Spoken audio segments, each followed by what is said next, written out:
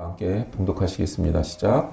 여호와께서 주위의 모든 원수들로부터 이스라엘을 쉬게 하신 지 오랜 후에 여호수가 나이 많아 늙은지라 여호수아가 온 이스라엘 곧 그들의 장로들과 수령들과 재판장들과 관리들을 불러다가 그들에게 이르되 나는 나이가 많아 늙었도다. 너희 하나님 여호와께서 너희를 위하여 이 모든 나라에 행하신 일을 너희가 다 보았거니와 너희 하나님 여호와 그는 너희를 위하여 싸우신 이시니라. 보라 내가 요단에서부터 해지는 쪽 대해까지에 남아있는 나라들과 이미 멸한 모든 나라를 내가 너희를 위하여 제비 뽑아 너희의 지파에게 기업이 되게 하였느니라. 너희 하나님 여호와 그가 너희 앞에서 그들을 쫓아내사 너희 목전에서 그들을 떠나게 하시리니 너희 하나님 여호와께서 너희에게 말씀하신 대로 너희가 그 땅을 차지할 것이라. 그러므로 너희는 크게 힘써 모세의 율법책에 기록된 것을 다 지켜 행하라. 그것을 떠나 우로나 저로나 치우치지 말라. 너희 중에 남아있는 이 민족들 중에 들어가지 말라. 그들의 신들의 이름을 부르지 말라. 그것들을 가리켜 맹세하지 말라. 또 그것을 섬겨서 그것들에게 절하지 말라. 오직 너희 하나님 여호와께 가까이 하기를 오늘같이 행한 것 같이 하라. 아멘. 이번 주 여호수아 아침 큐티 묵상 시간에 큐티하다가 성령님이 자꾸 이 말씀을 계속 만지시고 계속 떠올리게 하셔서 송구영신 예배에 말씀으로 선택하게 되었습니다. 우로나 저로나 치우치지 말라. 이 말씀이 계속해서 성령님이 굉장히 강하게 건드리셔서 이 말씀의 뜻을 부여잡고 2026년부터는 살아야겠구나 하는 마음으로 말씀을 붙들고 묵상하며 설교를 준비했습니다. 오늘날 세계는 극단적으로 갈라져 있죠. 저주하고 증오하고 죽이기까지 하고 테러를 저지르고 암살을 저지르고 나는 선택의 의지가 없는데도 좌냐 우냐를 굉장히 분명히 선택하라고 강요하는 시대가 열렸습니다. 이게 6.25 때 이랬습니다. 잠자다가 갑자기 총구를 들이밀고 들이닥쳐서 너는 북쪽이야 남쪽이야 하면은 불빛을 비추고 있으니까 컴컴하고 전기도 없던 시대에 그러니까 지금 나한테 물어보는 사람이 누군지 모르는 상태에서 어느 쪽이냐를 선택하라고 강요를 하는 그런 시대가 우리에게 있었습니다. 이쪽 아니면 저쪽밖에 없다고 강요하는 시대고 세계는 아주 둘로 나뉘어 가지고 한쪽을 선택하라고 그런 시대입니다. 그런 시대에 살고 우리가 그런 이념의 시대를 많이 겪어왔기 때문에 오늘 말씀이 실은 오해하기 쉬운 말씀입니다. 우로나 저로나 치우치지 말라고 했다. 우리는 중도다. 우리는 평화주의자다.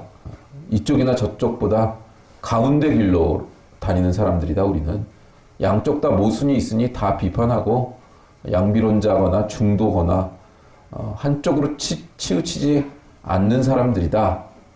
라는 유로 이 말씀을 생각하기가 쉽습니다. 그러나 오늘 말씀 그런 말씀이 당연히 아닙니다. 오늘 말씀은 여호수아서 1장 7절에 1장 한 장에만 강하고 담대하라는 말씀 3번이나 하시죠. 얼마나 떨리고 무섭고 그러겠어요. 영적으로 어마어마한 거인인 모세 이후에 그 리더십을 물려받은 거잖아요. 그러니까 굉장히 여호수아가 떨렸단 말이에요. 감당할 수 있을까? 자기는 이제 부하 노릇은 해봤는데 이 민족 전체를 이끌 만한 그런 실력이 있나? 내가 이걸 감당할 수 있나? 그 모세처럼 하나님하고 직접 만나서 대화하고 막 그런 게 내가 되나? 별의별 생각하고 있지 않았겠어요? 그런 말씀 중에 1장 7절에 오직 강하고 극히 담대하여 해요. 나의 종 모세가 내게 명령한 그 율법을 다 지켜 행하고 우로나 좌로나 치우치지 말라. 그리하면 어디든 가든지 형통하리라. 이렇게 되어 있습니다. 그러니까 여호수아가 지금 이제 24장 가서 죽잖아요.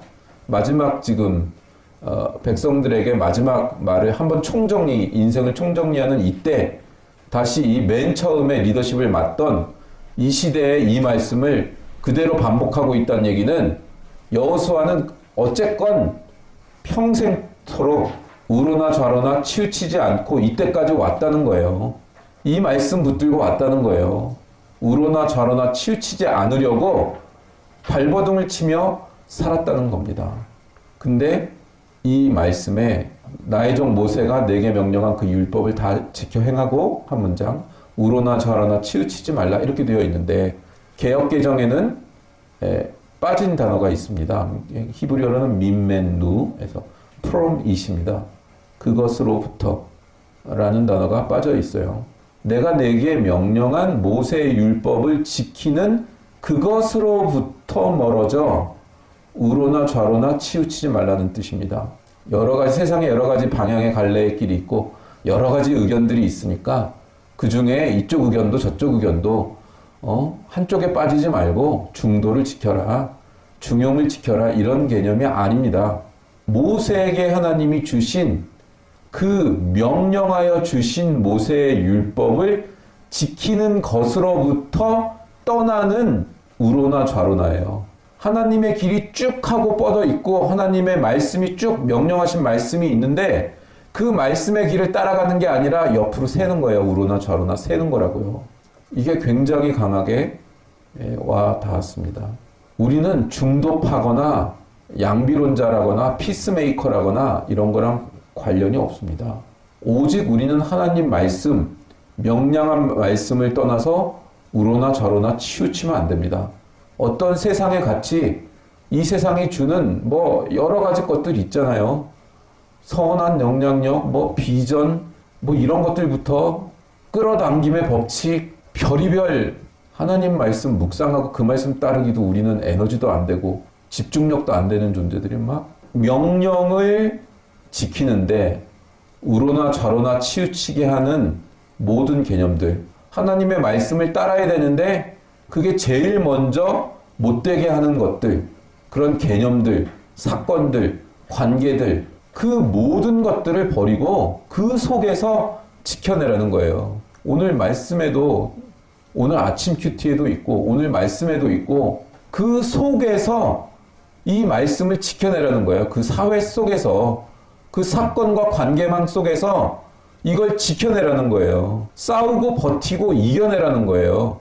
분투하고 싸우라는 거예요. 피스메이커 되라는 게 아니라 말씀 지키기 위해서 이거랑 다툼이 되고 나를 여기서 멀어지게 하는 세계관들이랑 싸우라는 거예요. 그것들이랑 싸워 이기라는 거예요. 그거를.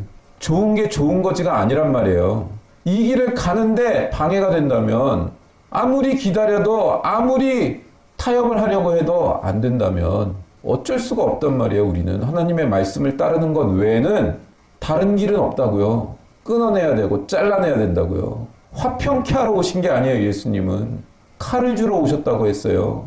근데 우리가 그걸 안 하는 거죠. 우리가 살아가는 모든 사건과 관계와 환경과 조건과 정황 속에서 그것들을 지키기 위해 분투하고 떨어져 나가지 말아라.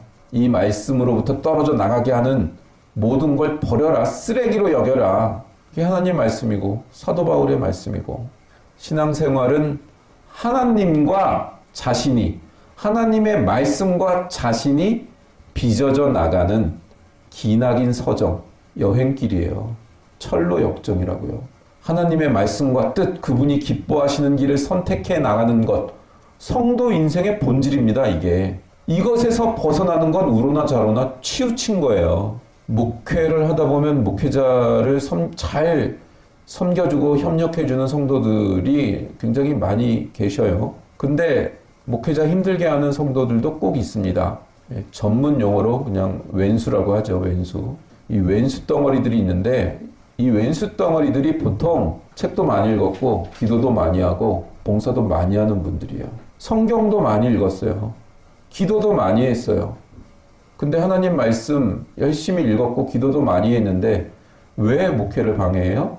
본인이 맞다는 거야. 본인이 영적인 훈련을 안 받았음에도 불구하고 그 훈련을 받은 사람이 가르치는 게 아니라는 거예요. 내가 너보다 더 읽었다는 거고 내가 너보다 새벽기도 한 횟수가 더 많다는 거야.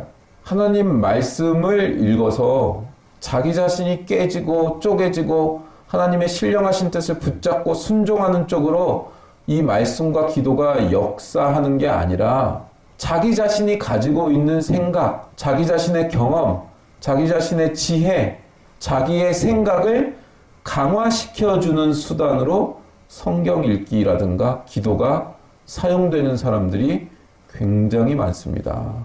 우리가 하나님 말씀 받을 땐 내가 듣고 싶은 얘기를 듣는 게 아니에요. 거기 초점 맞추는 순간 이미 치우친 거예요. 이미 우로나 좌로나 치우친 거라고요. 자기가 듣고 싶은 얘기가 있고 자기 생각엔 이래. 자기 생각엔 이게 맞아. 아니 그게 자기 머릿속에 가득한데 어떻게 하나님 말씀이 들려요? 말씀이 들릴 수가 없지. 그래서 훈련받고 하나님 안에서 영적으로 성장하다 보면 실은 자기 생각을 많이 안 하게 돼요. 그냥 생각 없이 살게 돼요. 생각 없이. 그 하나님 뜻을 자꾸 묻는 쪽에다가 에너지를 쓰고 그리고 하나님 뜻이 정해지면 그걸 어떻게 해낼까로 그냥 생각이 가득한 거예요. 6, 5, 4, 3, 2, 1, 땡! 자, 하나님 새해 맞게 해주셔서 감사합니다. 새해가 되었습니다. 해피 뉴 이어 여러분. 1년간 고생하셨고 힘차게 새 날을 맞이하시기를 바랍니다. 이 말씀은 오히려 육상 달리기를 생각하시는데 더 근사치에 가까울 거예요. 육상 경기를 하려다 보면 라인이 그어져 있잖아요. 흰색 라인이 그어져 있잖아요. 출발선에서 준비 땅 하면 그 라인을 따라서 달려야 되잖아요. 그 라인을 지키지 않으면 실격처리 되잖아요. 사고가 나거나 옆에 정말 엄청난 속도로 달리는 사람하고 부딪혀서 사고가 나거나 그럼 크게 다치거나 실격 처리되거나 하나님께서 명령하신 그 말씀을 그 라인을 따라서 달려야 돼요. 안 그러면 사고 나고 실격 처리돼요. 그러니까 우리가 얼마나 실격 처리 많이 당한 인생을 사는지 아시겠죠? 그 길을 따라갈 때만 목적 지점까지 도달할 수 있어요. 안 그러면 실격 처리 당해요. 그게 광야에서 죽는 거예요. 광야에서 40년 뺑뺑이 돌다 죽는 거라고요. 실격 처리당하고 죽는 거라고요. 나를 달려갈 길을 다 달려간 후에 전제와 같이 부어지는 삶을 살았다. 이렇게 바울은 말하잖아요. 그게 성도의 삶입니다. 이걸 벗어나게 하는 계획, 목적, 비전, 소원 이거 다 버리십시오. 이 길만 따라가십시오. 이게 온전한 비전이에요. 하나님 말씀을 받는 게 비전이에요. 다른 게 비전이 아니에요. 내가 어떻게 잘나고 세상에서 성공해서 사람들한테 선한 영향력을 끼치겠다. 그냥 그건 다 욕심이라고요. 그걸 맡길지 말지 어떻게 알아요? 그냥 우리 요 가족끼리만 예배드리고 우주적인 기도를 드리는 게 너희 가족, 이 가정교회 사명이다. 그럼 그거 감당하면 되는 거예요. 왜 세상 나가서 유명해지려고 그래요?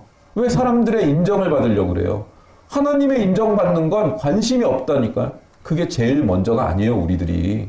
이 길을 못 따라가면 죽는 거예요. 여호수아 23장 그 밑에 15절, 16절. 너희의 하나님 여호와께서 너희에게 말씀하신 모든 선한 말씀이 너희에게 임한 것 같이 여호와께서 모든 불길한 말씀도 너희에게 임하게 하사 너희의 하나님 여호와께서 너희에게 주신 이 아름다운 땅에서 너희를 멸절하기까지 하실 것이라. 만일 너희가 너희의 하나님 여호와께서 너희에게 명령하신 언약을 범하고 가서 다른 신들을 섬겨 그들에게 절하며 여호와의 진노가 너희에게 미치리니 너희에게 주신 아름다운 땅에서 너희가 속히 멸망하리라 하니라. 왜 이 말씀, 이런 말씀은 설교하면 안 되냔 말이야, 한국교회에서. 너희들 하나님 뜻을 정확하게 안 따라?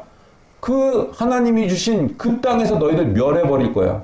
하나님이 너희들 너희에게 해 같은 그 얼굴을 너희한테 비추신다고 하는 선한 말씀도 임하지만 여호와의 모든 불길한 말씀도 너희에게 임하게 하사. 이건 왜 안 임한다고 생각해요? 이 긴장감이 없으면 두렵고 떨림으로 구원을 이룰 수가 없다고요, 성도가. 근데 이런 말 하면 지금 시대가 이래서 이런 말을 할 수밖에 없어서 이런 말 하면 너무 부정적이래. 소망이 없대. 당신은 사랑받기 위해 태어난 사람 해달래. 죽고 싶어요, 진짜? 진짜 죽고 싶냐고.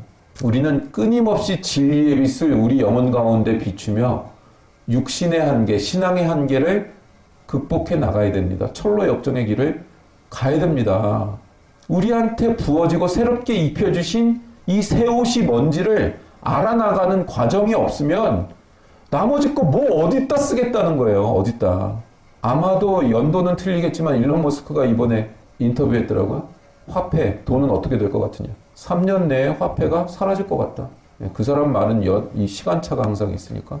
충분히 인공지능과 로봇이 충분한 잉여 생산을 만들어냄으로써 화폐 자체가 사라지고 오히려 화폐의 개념을 가지고 있는 건 에너지를 만들어낼 수 있냐 없냐로 바뀔 거다. 비트코인 같은 거 에너지를 부여해서 만들어낸 것, 에너지의 형태이기 때문에 아마 화폐의 역할을 할 수도 있고, 전력, 전기를 만들어내는 것, 그런 것들이 다음 시대의 개념이지 현재까지의 돈의 개념, 그런 개념이 사라질 것 같다. 그 사람은 이상한 얘기를 많이 하는데 항상 그 이상한 얘기가 시간이 지나면 돼 있어 가지고 무시할 수가 없단 말이에요. 우리가 생각하는 것과 다른 세계가 이제 막 펼쳐지고 있습니다.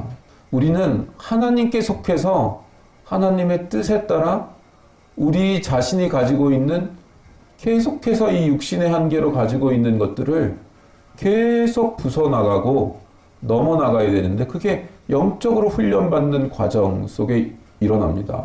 계속해서 새로운 단계에 하나님께서 알려주시는 진리, 계시된 진리를 계속해서 더 깊게 가짐으로 지나온 나 자신의 속성들이 깨어져 나가고 새로운 속성들로 가득 찬 나라는 존재가 되는 것.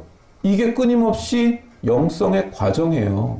이게 쉽게 이해가 잘 안 되죠. 요즘 온톨로지라는 개념 많이 나오죠. 뭐 철학 용어로는 사물의 본질과 속성 사이의 구조, 관계, 이런 걸 뜻하는 말인데, 알렉스 카프가 팔란티어 만들면서 이 철학을 기업 용어로 사용하고 있죠.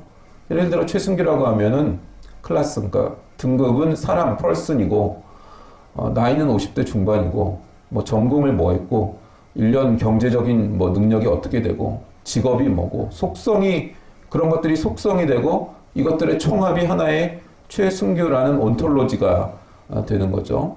근데 제가 직업이 바뀌거나 돈 버는 공부를 해가지고 잉여 생산물이 굉장히 많아지거나 뭐 갑자기 복권이 와져가지고 생산물이 많아지거나 해가지고 내 안에 속성이, 도드라진 속성이 달라져 버리면 이 온톨로지, 전체적인 속성 자체가, 온톨로지가 달라져 버리는 거예요. 로우 데이터, RAW, 로우 데이터들이 바뀌면서 온톨로지 속성이 바뀌는 거예요. 그래서 지금 단계에서는 이 로우 데이터, 제일 첫 번째 데이터는 인간이 수집해가지고 AI에다가 넣어서 그걸 가지고 온톨로지 개념을 만드는데, 이제는 이 로우 데이터 자체를 아예 직접 AI에, 그러니까 온톨로지 개념에다가 넣어버릴 수 있는 그런 시스템이 계속 진행이 되고 있습니다. 예를 들어서 수원에서 서울에 있는 우리 집으로 자율주행 자동차라는 걸로 간다고, 가장 적합한 길로 가야 된다라는 솔루션, 그러니까 문제가 생겼다고 해봐요.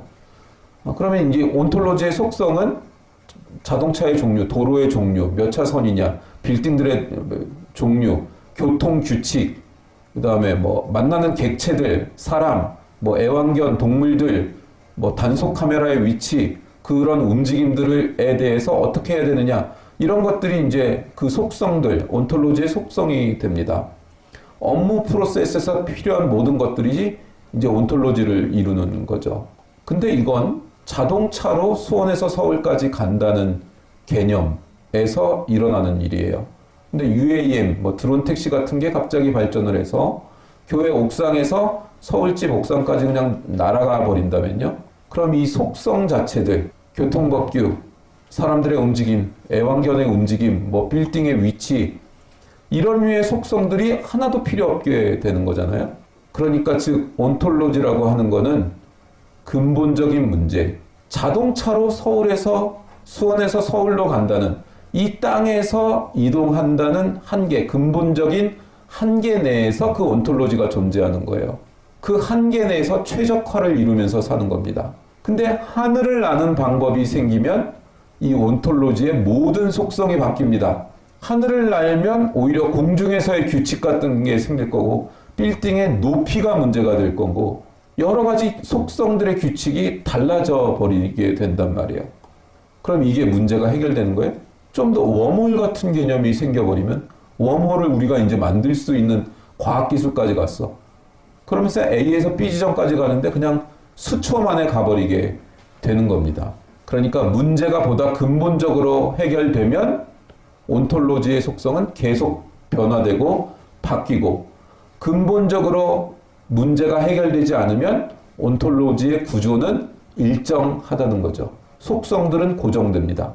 우리가 영적으로 계속해서 훈련해서 성장하면요, 땅에서 가는 방법밖에 몰라서 삥삥 돌아가고 교통법규 지키며 가고 수많은 객체들 다 지키며 가고 이렇게 가는 것들을요, 하나님의 영성 훈련으로 삶을 바라보고 인생을 바라보고 인생의 규칙을 영성으로 꿰뚫고 돈도 학문도 이 하나님 주신 지혜로 꿰뚫어서 하나의 영성이 더 올라가면요, 이 속성이 바뀌는 거예요. 우리 각자의 속성이 바뀌는 거예요.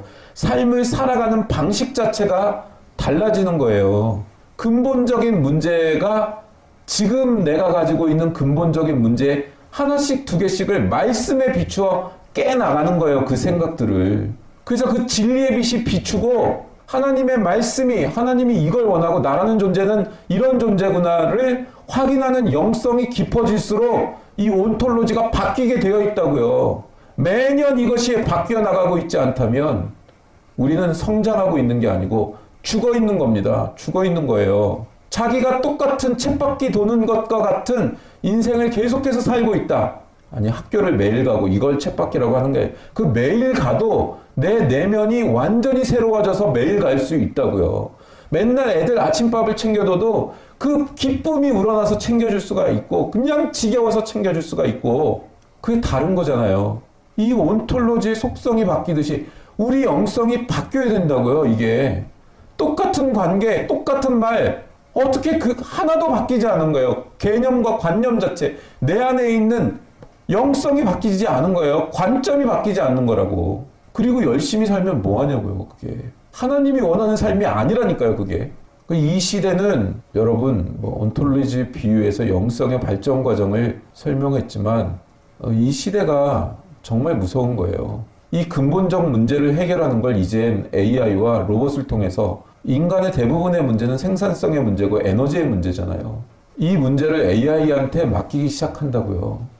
우리는 이미 진리를 소유했는데 그 진리가 무엇인지를 더 깊게 이해하는 과정으로 안 가고 AI한테 이 근본적인 문제들을 맡겨요. 그러면 AI와 인간은 굉장히 다르잖아요. 인간은 가능한 게 있고 해결 가능한 게 있고 해결 가능하지 않은 게 있어서 해결 가능하지 않은 것 안에서는 최적화를 하면서 살아요. 근데 AI는 그런 개념이 없어요. 그냥 근본적인 문제를 그냥 부수고 해결하려고 그래.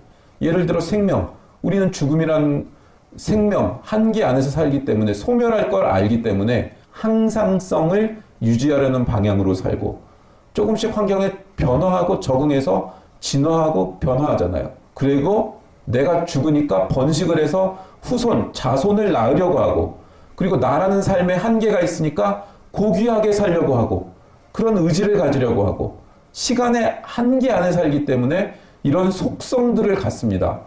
근데 AI는요. AI는 그냥 그럼 죽음의 문제를 해결하면 되잖아. 소멸하지 않으면 되잖아.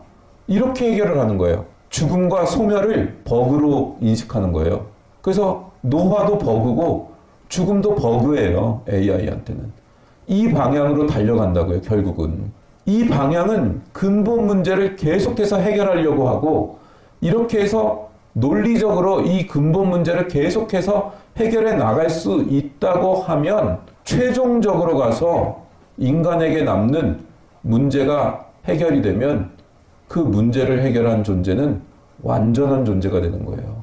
근본 문제가 있어야 속성이 존재하는데 근본 문제의 마지막까지 해결해버리면 속성이 존재할 수 없기 때문에 그럼 이게 어떤 세상이냔 말이에요. 이게 이런 생각을 아이작 아시모프라는 SF 3대 작가가 있잖아요. 어마어마한 분이죠. 로봇의 3대 원칙 이런 거 정한 사람, 천재. 그 사람이 최후의 질문이라는 소설을 썼는데 2060년에 이제 미래의 어떤 과학자들이 얘기를 나눠요. 야, 이제 우리가 태양 에너지를 이용해서 우주선을 날릴 수 있는 정도까지 과학 기술이 발전을 했는데 태양 에너지를 못 쓰는 때도 올 수 있는 거 아니야? 태양도 소멸할 거 아니야? 그러면 에너지를 쓸 수 없잖아. 그럼 태양 에너지가 소멸되지 않도록 할 수는 없을까? 이런 대화를 하는 거죠.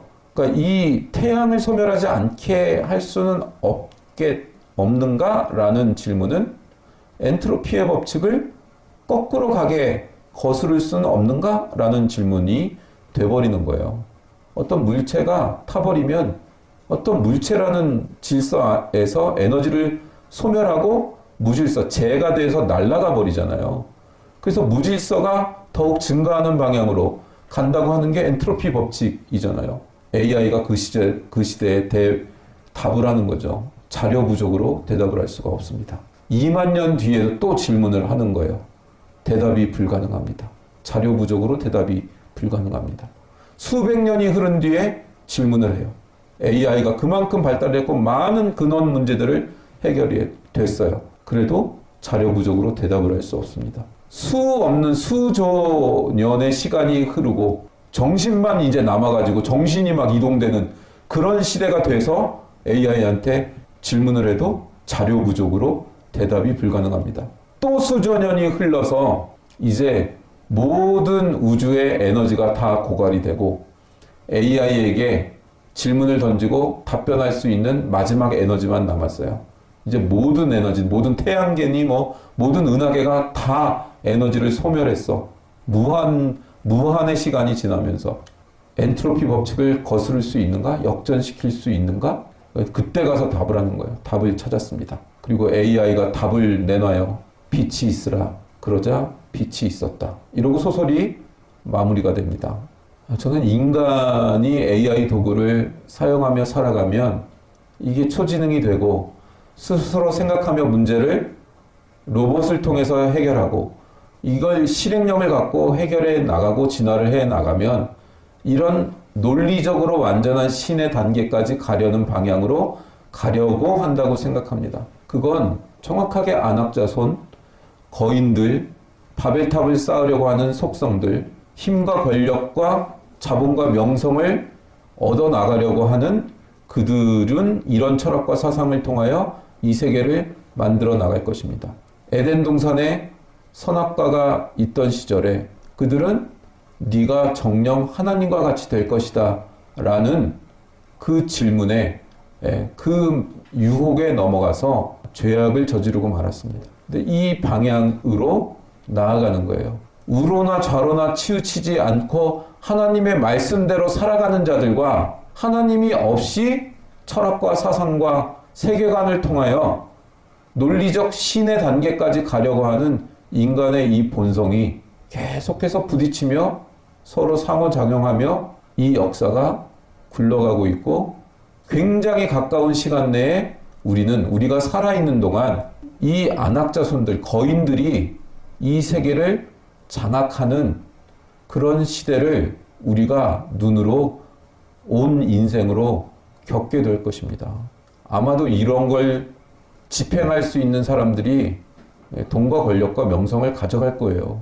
이걸 치열하게 해내는 인간들에게 투자를 해야지. 그러니까 살아남으려면 우리는 하나님이 살아남게 하시죠. 근데 아하방 시절에 선지자들을 잡아 죽이던 시절에도 바로 아하방의 궁전을 책임지던 청와대 비서실장쯤 되는 오바댜라는 인물이 하나님의 선지자를 100명을 50명씩 동굴에 두 동굴에 나눠서 보호하고 먹였다고요. 아마도 그런 역할 감당해야 될 수도 있는 거라고요. 그런 지혜를 가진 사람들이라면. 여러분, 지금 이 시대가 이런 시대로 가고 있습니다. 우리는 이 시대에 우로나 좌로나 치우치지 않고 하나님이 우리 인생에 요구하시는 사명과 소명을 붙들어야 됩니다. 그것을 향해 살아야 됩니다. 그것이 아주 분명히 드러나 우리를 보고 사람들이 이 길이 아니고 저 길이 맞겠구나 하는 것을 바라볼 수 있는 그 길을 걸어갈 수 있어야 됩니다. 우리 규빈이와 예영이는 이제 피어나는 생명력을 가지고 지혜와 명철을 가지고 이 역할을, 이 영성을 가지고 다음 세대를 책임지는 영성가 지혜자들이 되어야 될 줄로 믿습니다. 좌로나 우로나 좌로나 치우치지 않기 위해선 계속해서 반복되는 말씀은 강하고 담대하여, 담대함도 극히 담대하여로 되어 있어요. 극히 담대하여. 어떤 상황 속에서도 하나님의 말씀을 붙잡는 담대함이 있어야 우로나 좌로나 치우치지 않습니다. 이 세상은 우리들을 협박해서, 이 거인들은 우리를 협박해서 내가 만든 이 시스템에 너희가 속하지 않으면 너희는 먹고 살 수 없게 될 거야. 너희는 사회적인 위치를 다 잃게 될 거야. 나한테 줄 서지 않으면 너희는 모든 것을 잃게 될 거야 라고 협박하는 시대가 열릴 가능성이 아주 높습니다. 그게 요한계시록에 예견된, 이미 역사 속에 예견되어 있는 시대고, 그 속에서 끝까지 이기는 자들, 그들을 끝까지 이겨내려면 우리가 어찌해야겠습니까? 극히 담대해야 됩니다. 극히 담대하여 우로나 좌로나 치우치지 않는 믿음과 영성을 가져야 됩니다. 그리고 말씀을 꿰뚫어야 되고, 그 말씀이 정말 생명인 것을 꿰뚫어야 되고, 그 말씀이 나의 하루를, 나의 한 호흡을 이끌어가는 것을 스스로 경험하고, 그것이 스스로의 정체성이 되어야 됩니다. 지금 이 시대에 우리를 이렇게 감춰두고 계신 것은 우리가 이것을 이루어내고 훈련되기를 원하시는 하나님의 그 심정이 있으실 것입니다. 우리 가정교회가 2025년 지나왔던 것들 속에 묵혀졌던 것, 석회처럼 단단해져 버렸던 것들 모두 깨 부수고 2026년부터는 새로운 옷을 입고 이 마지막 때에 하나님이 주신 믿음의 능력으로 새롭게 일어서서 진군하시는, 그래서 빛의 군사들로 서시는 귀한 한 해가 되시기를 주님의 이름으로 축원합니다. 네, 말씀을 붙들고